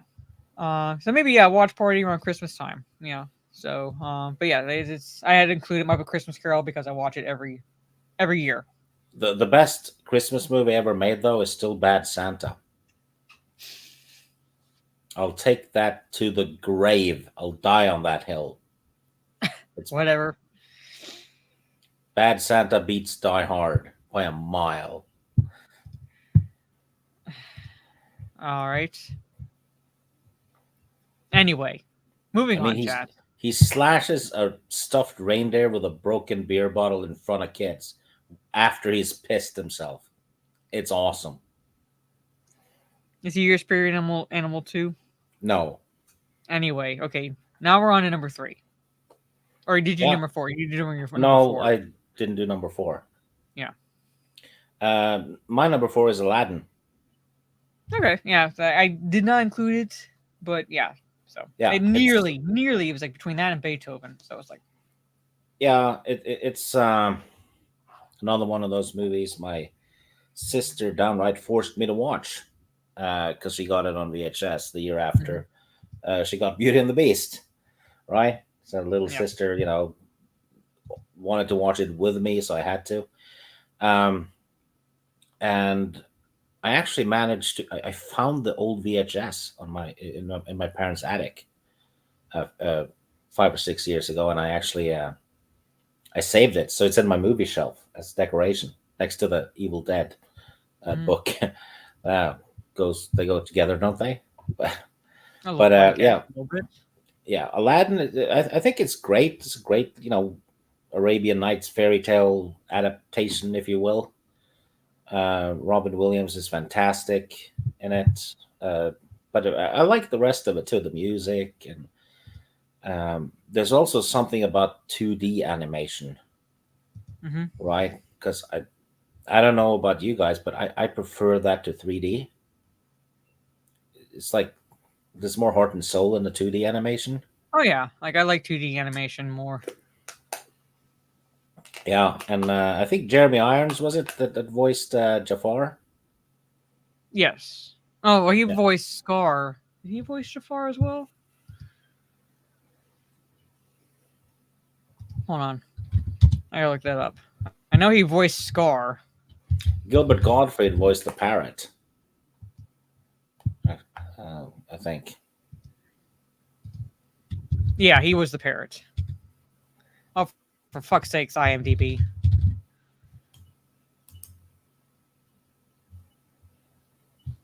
How does it not come up? Jesus Christ, how is it not the first one that comes up? Because he's straight and white and male. Or no, John Ford was Jonathan Freeman for the voice. Jonathan Freeman for the voice. Because like Oh, Jeremy okay. Irons, I was like, no, he was like Scar, but Jonathan Freeman did the voice of Jafar. Yeah. Yeah. Anyway, I don't think Aladdin is a 10 out of 10 though. But it's still kind Like of I like said, an 8. it's like earlier. It's like I'm not trying to take away from like the movie itself, like the voice acting and the writing, because like it is very enjoyable to watch. But at the same time, I was like, Robin Williams was for me the really one that made Aladdin with his portrayal as the genie. So For if me, you take away Robin Williams, like would it be the same overall? for me, that's a non-factor actually for this movie, because the one I grew up with and watched was dubbed. Well, but like for us, Yeah. basically, Yeah. So Like, the if you take Robin away Robin Williams. Williams, yeah, if you take away Yeah. Robin Williams, like would you have the same feel for it? So Yeah, I would, because it Mhm. wasn't a factor for me. Yeah. But it's still, like I said, I had to watch it 50 times with my sister and all that, and for me it's that one and Beauty and the Beast are Christmas movies Mhm. in a way. So, and I even have the big box of the original PC game based on the movie, which was actually awesome. It was better than the Sega version. Okay. Yeah, platformer game. But anyway, Aladdin at number 4. All right. We're on to number 3. Yeah, Unforgiven, Okay. and we Yeah. already talked about that. So And my number 3 is Home Alone 2, which we already talked about. So my number 2 is another horror film with only really one weak point in it, but otherwise a very good adaptation of the first, in a sense, like telling of a how do I put this? First romanticized version of an undead creature, essentially. It's Bram Stoker's Dracula by Francis Ford Coppola. The only really weak part in the entire movie was the casting of Keanu Reeves as Jonathan Harker. and Gary Oldman's accent. Well, I mean, his accent's notwithstanding, but but Gary Oldman still put in a better performance Yeah, than Keanu Reeves. that Even movie Winona though, Ryder, who was a little bit hit and miss in the movie, she put in a better performance than Keanu Reeves. that movie did not get good reviews back in the day. No, I remember it did not. And It I got think panned. yeah, I think and I want to say primarily, not entirely, but primarily it's because of Keanu Reeves. Yeah, He was the biggest part. so it's actually an underrated Dracula movie at this point. Yes, in my opinion, it's an underrated Dracula movie. Like it's like for me, if you get past Reeves' performance as Jonathan Harker, I think it's a very beautifully crafted telling of Bram Stoker's Dracula, and even kind of paints a picture that what is like kind of like with Dracula Untold, like what if Vlad Tepes actually became Dracula? What they were trying to do, Mhm. from what I saw some making of or whatever. they tried to make a modern version of a 30s movie, which is why the dialogue is a bit and the delivery is very intensified, maybe, or exaggerated. I could see that. So, I could but see that because like the 30s movies, you've watched 30s movies. That's like early on in cinema, like cinema history, and yeah, a lot of like the actors and actresses, you could tell started on the stage, yeah, so their deliveries it's were very exaggerated. yeah, and that's what they were going for, I believe, but it failed. It didn't translate well, and I No, but think I think like, but I appreciate it because, like I said, I grew up on like watching classic films, so I could see that, and yeah, it works for the atmosphere that yeah. Coppola was going for. Keanu Reeves, he was rotten in it, and I don't think Hopkins was that good either in this. Yeah. Anthony Hopkins, but I still hmm like this movie. hmm So, well, I mean, I enjoy Anthony Hopkins' like portrayal as Van Helsing. A little over the top in some scenes, but I think overall, I like it. And like I said, it's a style like relatively stylized telling of Bram Stoker's Dracula. It does take a little bit liberties because it's like what if Vlad Tepes really did become Dracula? Um, I have a I think vampire basically. question for you though. hmm Dracula doesn't die from sunlight in this; it just weakens him because he's out in sunlight. And I noticed Van Helsing said sunlight weakens him, but he's more powerful as a creature of the night, right? So yeah, I So mean, like, vampire lore basically has like if you like back and like study like original lore like as it's like evolves over time. Um, like there are some like it's like it. I'd have to go back and reread Bram Stoker's Dracula to see if like he actually touches on sunlight killing him. So I don't know if he exactly did or not. because I actually rewatched this movie and they say that yeah he's just weaker in sunlight, and I was thinking Yeah. where does the sunlight killing vampires then come from? Well, I guess like the vampire lore has evolved, and I think it like kind of like evolved um more into the more into the 20th century. Yeah, Because because in I'd have to go back and reread Bram Stoker's Dracula because I don't remember like including sunlight and as a means of killing the vampire. yeah, because in the Christopher Lee movies, in one of them he gets killed by sunlight, Yeah, melts into pudding. yeah. So I'd have to go back and reread the story.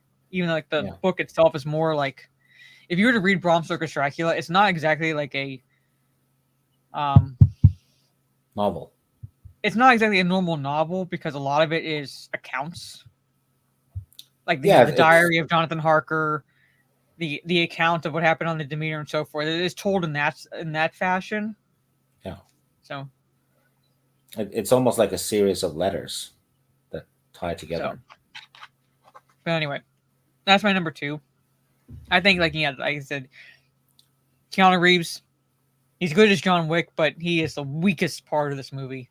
Otherwise, I enjoy like the cinematography, the style, the like costumes, and overall performances in Coppola's Bram Stoker's Dracula. So Actually, Kevin Costner did a better English accent than Keanu Reeves did in this.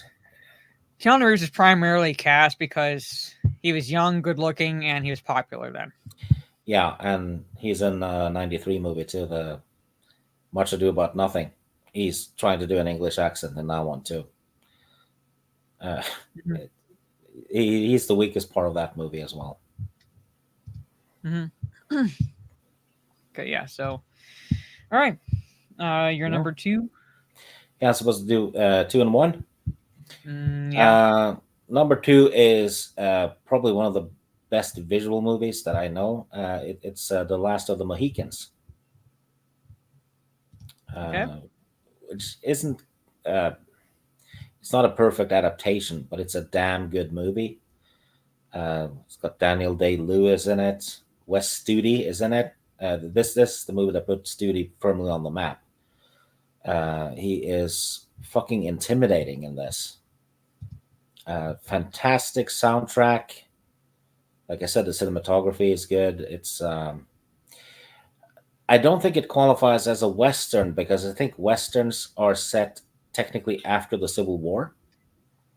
Yeah, they'd have to be set after the Civil War. Yeah, this is colonial times. This is the English versus the locals and the natives. Mm-hmm. Basically, the Wes Studi eventually kidnaps the love interest of Daniel Day-Lewis and her sister, and they go on a rescue mission to try and get her back, and gets bloody. It's kind of an adventure drama, I'd say. Top-notch performances from everyone. Madeline Stowe is in it, doing great. Basically a flawless movie, in my opinion.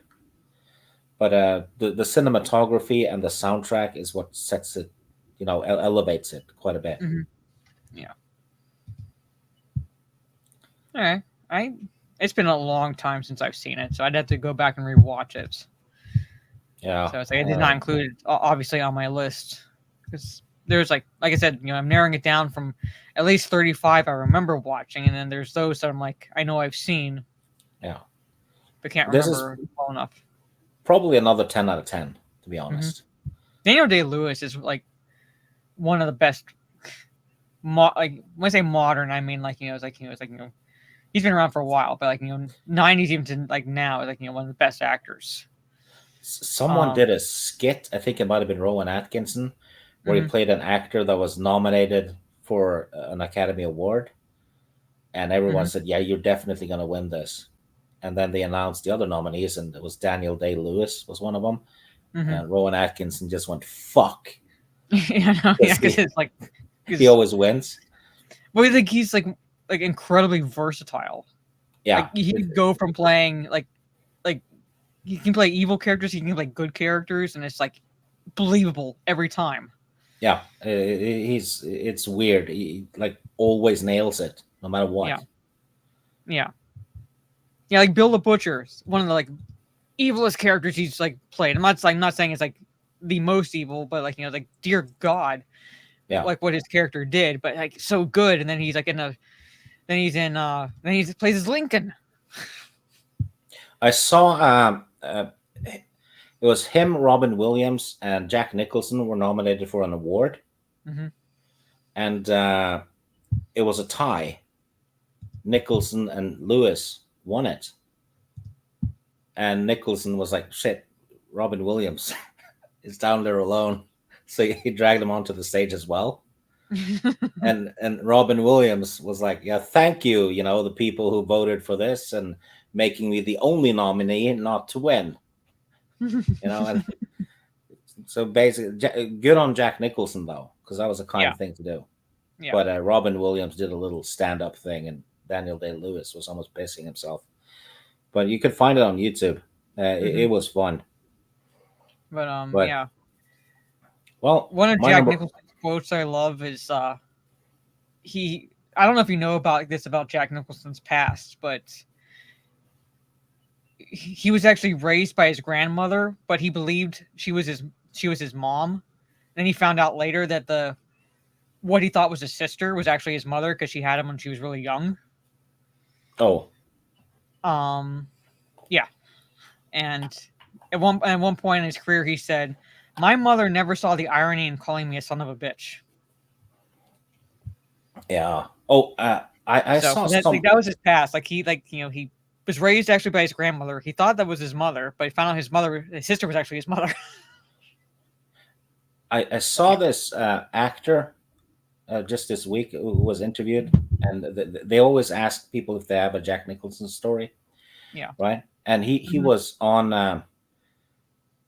He had like a tiny part in a movie with Jack Nicholson and Angelica Houston. It might have been the Witches of Eastwick. which was directed by John Huston. Mm-hmm. And this actor, who was completely unknown at the time, walked by Jack Nicholson's trailer and was sitting outside and drinking coffee or something. And Nicholson waved him over and said, "Hey, sit down. I need to ask you about something." And the guy thought he was in trouble, right? He had done something wrong. And Nicholson looked at him and says, "So this is weird because I'm banging the daughter of the director. What do you have to say about that?" So he basically asked a complete stranger, but he didn't know. "Yeah, I'm fucking the director's daughter." So, what do I do? Yeah. Anyway, should I do my number one? Well, my number one is Batman Returns. You already mentioned this. We already talked about it slightly, so. Well, my number one is Lethal Weapon 3. All right, and real fast, thank you for the member message to Luke. Hope you enjoy the replay. And go ahead. Sorry. Yeah, Lethal Weapon 3. Shut up, baby. Anyway. Superb sequel. Not as good as 2, but certainly not bad. Lethal Weapon is one of those franchises that actually doesn't have a weak entry. There's no terrible movies in that series. Introduces Rene Russo's character. She does a perfectly great job. Joe Pesci gets more to do, and Glover and Gibson just pick up where they left off. Really, perfect chemistry. The plot of this is the villain's trying to. He's selling weapons and stuff, and they have what they call cop killers, armor-piercing bullets, and they're giving it to kids and gangsters and all that. And Riggs and Murtaugh has to investigate. It gets really dark at one point because Murtaugh kills a 15-year-old kid who's shooting at him. So this is more a Murtaugh movie than a Riggs movie, I'd say. But I love it. It's all 4 of them are fantastic. Can't get enough of them. Yeah, I'm saying so it's like Lethal Weapon is one of the few franchises where it's like there are essentially weak entries in the franchise, but they're like they themselves aren't bad. They're just not as good as the other ones. Yeah. It's like overall, it's a good franchise. Oh hell yes, it's solid, and it's due to the actors and the side characters. Everything just works, and they always manage to advance the personal stories of Riggs and Murtaugh through the series, so that, natural progression. Yeah. And I even had the video game as a platform game. It was awesome. Rihanna ripped off the soundtrack for the video game. I shit you not. It's a song called "Don't Stop the Music," I think. She ripped off the soundtrack for Lethal Weapon on the Amiga. Well, I mean, that's why I don't put a lot of stock in current day artists. No, it's made in a lab. Yeah. And there's even reels I see on Instagram where it's like millennial, like a quote unquote millennial and a Gen Zer, and the Gen Zer is dancing to a certain song, and then the millennial dances to the song that the Gen Z song blatantly ripped off. Yeah. Someone asked a very good question about the music industry, because nowadays it's basically the media and the music industry are colluding, just pushing up an artist and artificially boosting them, right? Yeah. But the question was this: what happened to the bands? That's what I would like to know. I would like to know. I have no idea how. I mean, there are groups that do play their own music, but it's nowadays, and I feel fucking old when I say it like this, but nowadays it's like just individual artists, and I'm like, it's completely true. Yeah, because you can much easier control an individual artist, right? Yeah. But where's the new Metallicas? Where's the new AC/DCs? No, I don't The know. the new Coldplay or everything? It's just the bands are gone. Well, the central scrutinizer says like here, like bands are too expensive and like herding cats. Pop stars are pliant and they play ball with the suits, which I can see. Yeah. Like basically, like what's the comedian's name? Stephen Harris, who was talking about political correctness. And at one point in his stand-up routine, he's talking about political correctness and like those who feel offended and shit like that. And he's like, I'm offended by boy bands for fuck's sakes. Like they're corporate shields masquerading as musicians. So Yeah. it's like, yeah, I can see that. Yeah, and look Taylor Swift.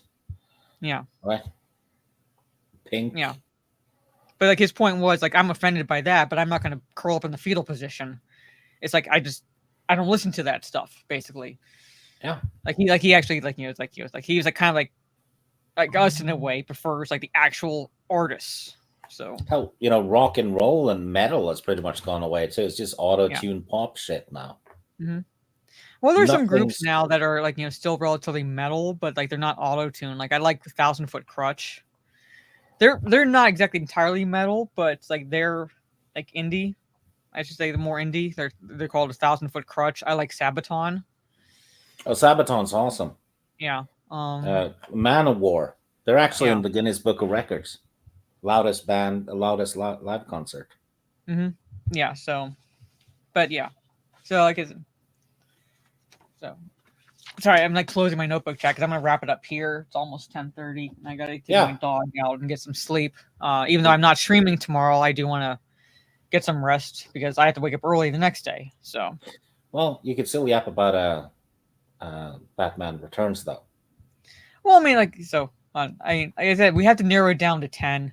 So it's like if I had like a top 20 list or whatever, I probably would have included toys, but I had to really narrow it down. It's like I'm saying, like it's like personal subjective lists essentially. So, Batman Returns, Keaton is I would have to say still my favorite live action Batman. Mine too. Michelle Pfeiffer is like the quintessential Catwoman.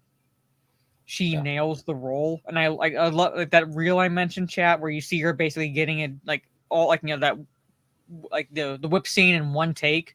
And I love how she like skip ropes away in the scene. Try to pay attention to her eyes when she does close-ups. Next time you see it, she does. Her eyes go creepy. So, and while they are relatively comic book accurate with the Penguin storyline and how he's like accepted by Gotham and event eventually becomes mayor and so forth, Danny DeVito is kind of the weakest part in the movie in the sense that while physically the physical shape of the Penguin works for the character, it's a little bit comic book accurate. The size doesn't really, and it feels like Danny DeVito playing Danny DeVito in scenes as the Penguin. But for the most part, I really love Tim Burton's like style of Gotham. He really makes Gotham a character in his movies, like better than the more recent Batman movies. Because I've said, Gotham is its own character. Yeah. Like you can't. It's like it's not like in every like modern day DC movie when it's like set in Gotham. It feels like every other city. Yeah, it's Gotham needs to be a solid character because it's the one character that everyone interacts with. Yes. Same with Middle Earth. Yeah, I feel like Tim. I think like of the Batman films, Tim Burton's the one that's gotten like the closest, like like Gotham, like just about perfect, and setting an atmosphere. I like Christopher Walken. Christopher Walken he's not one of my favorite actors because to me, some of his roles are like Christopher Walken playing Christopher Walken. It works in most roles. It doesn't work in other roles. You should check him out in A View to a Kill. Roger Moore's last Bond movie. I liked him in. Was it? What's that movie called? He is a test tube baby. Oh my god! Turned psychopath, and he wants to flood Silicon Valley by detonating a nuke to flood it. I can't remember what the movie's called, but he plays like a crime lord that's kidnapped. Oh, it's from the 90s. Oh, I gotta look it up, check. Hold on. Because the star is Sean Patrick Flannery as well. Suicide. No, is it Suicide Kings? No. Maybe it is. Hold on.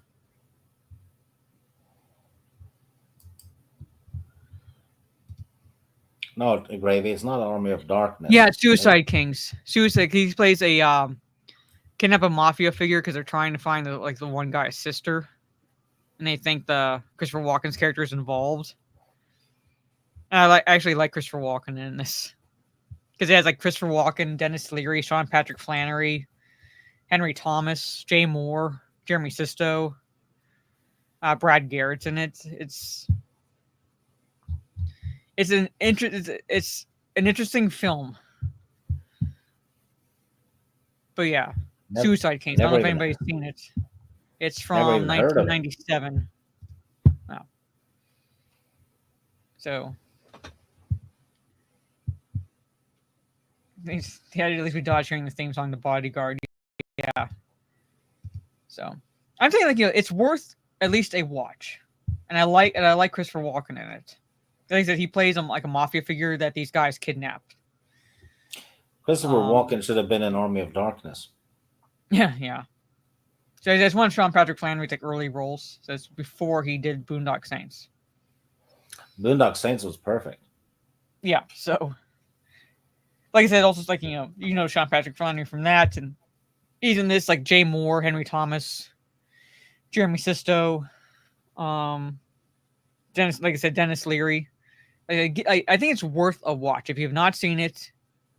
It's worth at least one watch. So.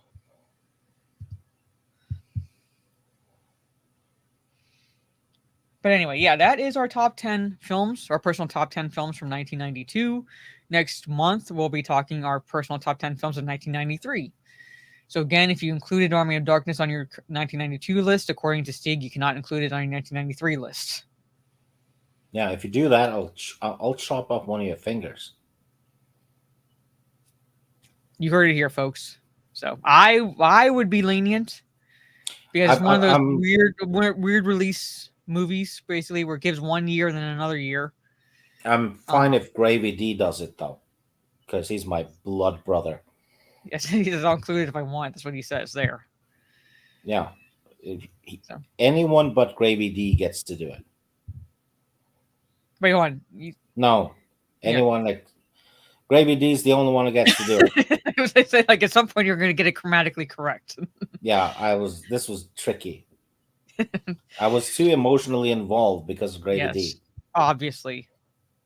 But anyway, chat, thank you again for hanging out with us.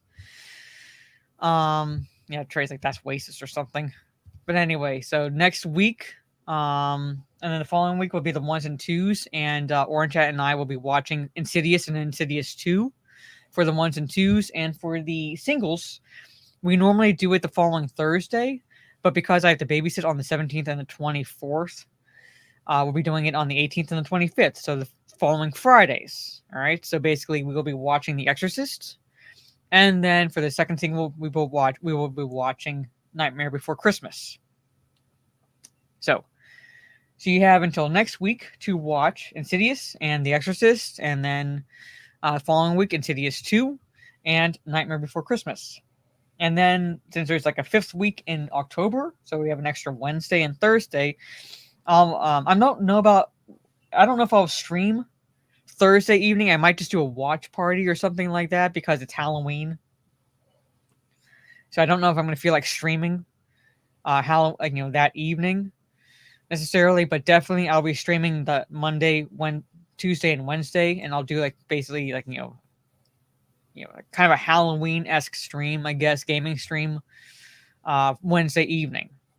All right, so but that is the streaming schedule moving forward to the end of October. So yes, well, I would ask Steve, you want to let anybody know where they can find you? I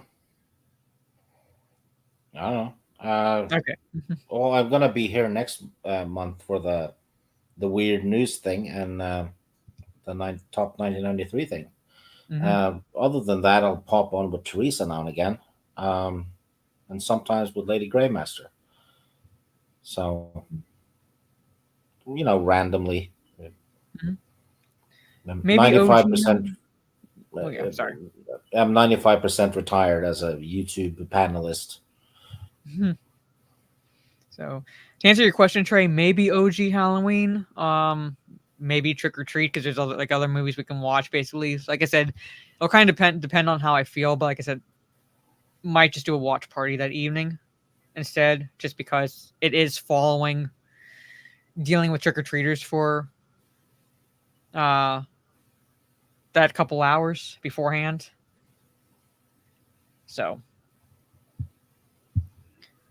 Army of Darkness goes on all the lists. Yes, but anyway, chat. Take care. Have a good rest of your day or evening wherever you are in the world, and I will see you all Friday on my Kick and Twitch for some more Outlast. Peace.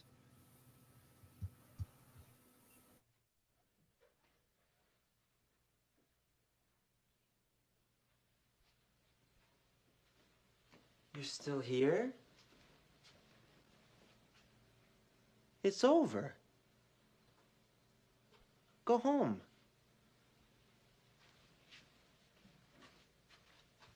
Go.